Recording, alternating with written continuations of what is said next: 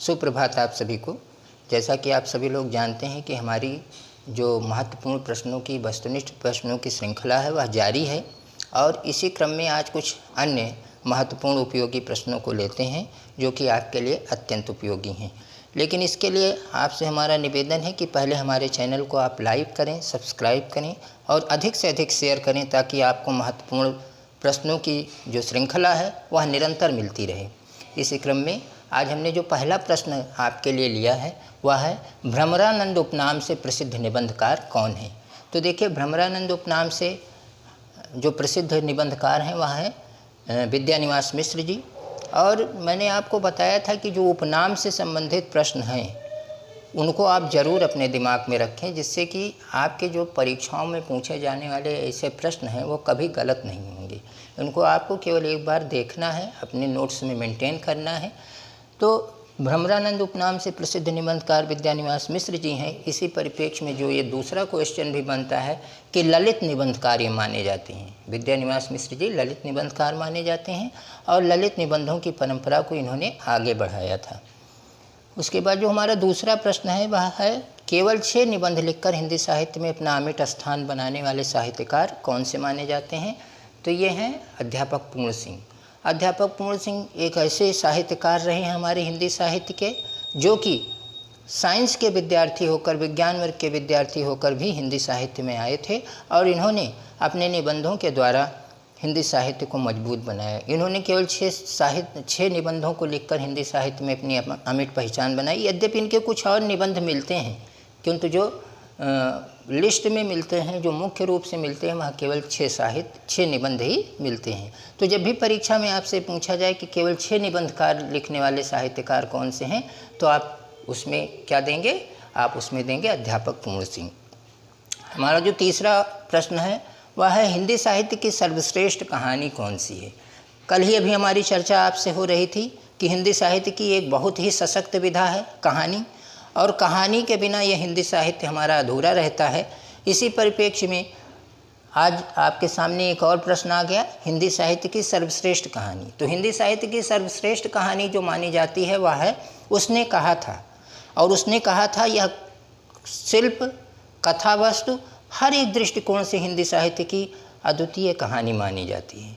यही एक ऐसी कहानी थी जिसमें चंद्र शर्मा गुलेरी जी ने सबसे पहले फ्लैशबैक शैली अर्थात पूर्वदीप्त पद्धति का प्रयोग किया था।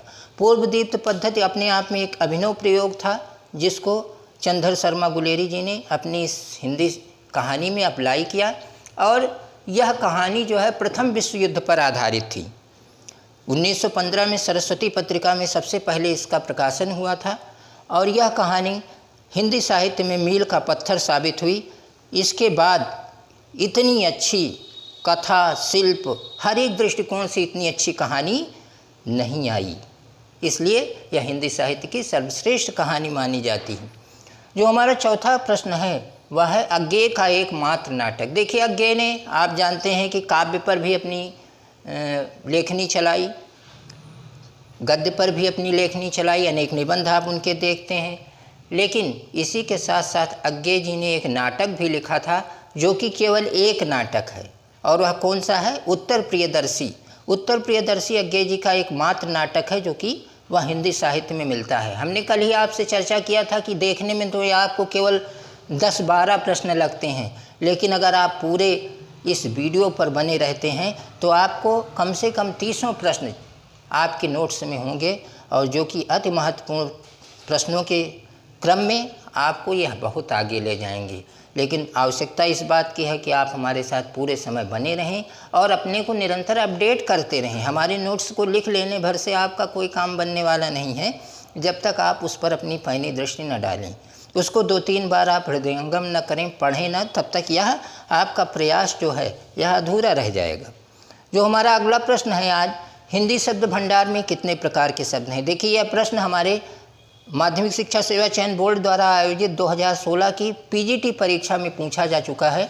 हिंदी शब्द भंडार में कितने प्रकार के शब्द हैं। तो हिंदी शब्द भंडार में 4 प्रकार के शब्द हैं, और यह 4 प्रकार के शब्द कौन से हैं ये भी आपको जानना बहुत ज़रूरी है। देशज शब्द, विदेशज शब्द, योग रूढ़ शब्द और यौगिक शब्द, ये 4 प्रकार के शब्द हैं। जब भी आपसे कभी पूछा जाए हिंदी में कितने प्रकार के शब्द हैं? तो आप बताएंगे 4 प्रकार के। हमारा जो अगला प्रश्न है वह है जीवनी विधा से संबंधित।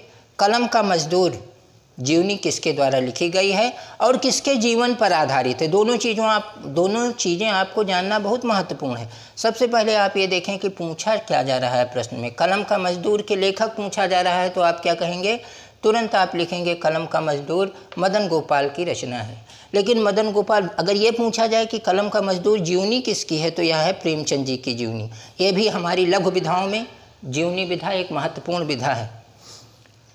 हमारा जो आज का अगला प्रश्न है वह भाषा की शक्ति के लेखक कौन हैं? तो भाषा की शक्ति जो है संपूर्णानंद जी की रचना है। आप जानते हैं संपूर्णानंद जी हमारे प्रदेश के एक महत्वपूर्ण राजनीतिक पद पर भी रहे हैं।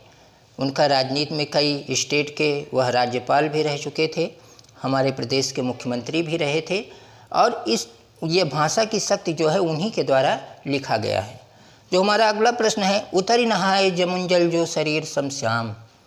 उतर नहाए जमुंजल जो शरीर समश्याम में कौन सा अलंकार है?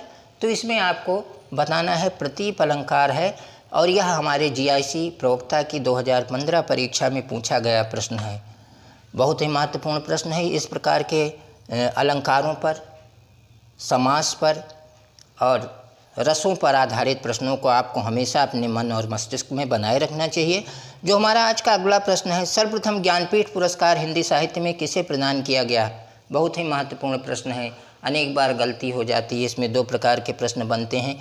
जब पूछा जाए आपसे कि हिंदी साहित्य में सबसे पहले ज्ञानपीठ पुरस्कार किसे प्रदान किया गया, तो हिंदी साहित्य में ज्ञानपीठ पुरस्कार सर्वप्रथम किसको प्रदान किया गया? सुमित्रानंद पंत जी को प्रदान किया गया।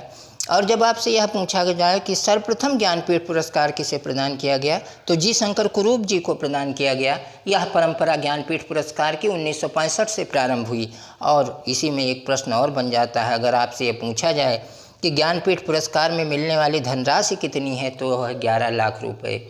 अब एक प्रश्न पर आपको 4 प्रश्नों का एक विस्तृत संयोजन मिला, लेकिन इसके लिए आवश्यक है कि आप हमारे साथ बने रहें, हमारे चैनल को लाइक करें, सब्सक्राइब करें और अधिक से अधिक शेयर करें, जिससे कि यह आपके द्वारा बहुत ज़्यादा फैले। आपका तो भला ही हो ही, अन्य विद्यार्थियों का भी भला हो, और कर भला तो हो भला। अगर आपने भला किया तो आपका भी भला होगा, आपने भला नहीं किया तो आपका ही कैसे भला होगा। इसलिए इस परंपरा को आप आगे बढ़ाते रहेंगे, इसको अपनी प्रश्न श्रृंखला में शामिल करते रहेंगे। तो आज ज्ञानपीठ पुरस्कार पर हमने आपको 4 प्रकार के प्रश्न बताए। हिंदी साहित्य में सबसे पहले ज्ञानपीठ पुरस्कार किसे प्रदान किया गया? तो सुमित्रानंदन पंत। सबसे पहले ज्ञानपीठ पुरस्कार किसे दिया गया? तो यह जी शंकर कुरूप जी को दिया गया। उसके बाद इस पुरस्कार की शुरुआत कब हुई? 1965 में शुरुआत हुई। इस पुरस्कार में मिलने वाली धनराशि कितनी है? तो 11 लाख रुपए है। नेक्स्ट क्वेश्चन जो है, कृष्ण काव्य परंपरा के कुल संप्रदाय कितने हैं? देखिए बहुत महत्वपूर्ण है। हिंदी साहित्य अधूरा है, भक्तिकाल अधूरा है कृष्ण काव्य के बिना। तो कृष्ण काव्य में जो कुल संप्रदायों की संख्या है वह 5 है।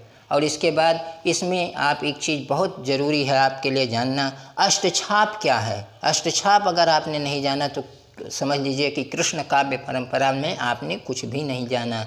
अष्टछाप परंपरा की स्थापना किसने किया? तो ये अभी एक प्रश्न बन जाता है इसी के साथ। तो अष्टछाप परंपरा की स्थापना, अष्टछाप की स्थापना जो है 1565 ईस्वी में विट्ठलनाथ जी ने किया था। और विट्ठलनाथ जी थे कौन? विट्ठलनाथ जी थे वल्लभाचार्य जी के पुत्र थे और इन्होंने कृष्ण काव्य परंपरा को आगे बढ़ाया। और अष्टछाप परंपरा जो थी उसमें कुल 8 कवि थे, जिसमें से 4 जो है किसके शिष्य थे? वल्लभाचार्य जी के थे और 4 विट्ठलनाथ जी के शिष्य थे। तो अष्टछाप के जो 8 कवि हैं उनको भी आपको जानना बहुत ज़रूरी है। हमने आज आपको प्रश्नों की एक विस्तृत श्रृंखला दिया। तो आज कृष्ण काव्य परंपरा पर हमने क्या क्या आपको बताया। कृष्ण काव्य परंपरा के कुल संप्रदाय 5। वल्लभ संप्रदाय के संस्थापक कौन हैं? तो ये वल्लभाचार्य जी हैं। उसके बाद अष्टछाप की स्थापना किसने किया? विट्ठलनाथ जी ने किया। कब किया? 1565 में किया। अष्टछाप में कुल कितने कवि थे?